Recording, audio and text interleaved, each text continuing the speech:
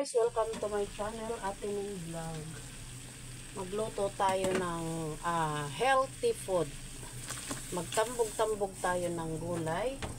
Lahat po yan ay gulay, kamatis, tanglad at sibuyas ang ating nilalagay sa pinakulong tubig.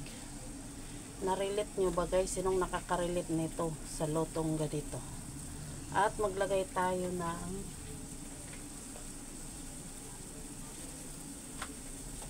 kamote at kalabasa. Yan. Palambutin lang natin yan at ilagay natin ang ating patula. Ayan. Malambot na ang ating gulay.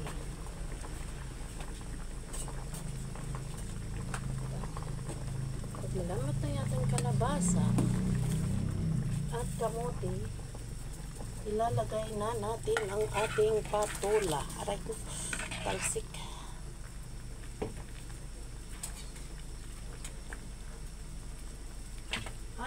Ilagay na rin natin ang ating daing. Yan ang ating sahog ngayon.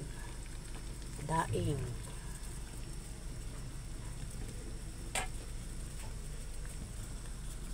Diba? Ayan.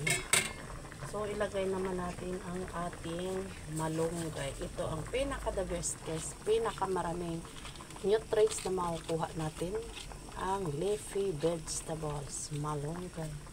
Napakaraming benefits ang ating nakukuha sa gulay na yan. At pwede na natin lagyan ng pampalasa yan. Wala ka ng problema muli. Kunting bitchin at kunting asin kasi guys daing yung nilalagay natin, so medyo maalat na yon. So kunti lang ilalagay natin dito.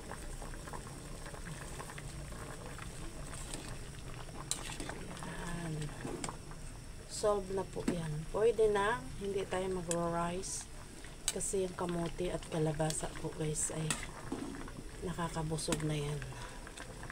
So ayan lang po ang ating healthy recipe today. Ang ating lauoy, sa Bisaya yan lauoy, at dito sa Katagalogan is tambog-tambog, ewan ko, bulang lang naman sa Ilocos. Ayan, maraming salamat sa lahat ng nanonood. Sana'y nagustuhan nyo ang ating video. Huwag kalimutan, subscribe at Ating Vlog. God bless to all. Bye-bye.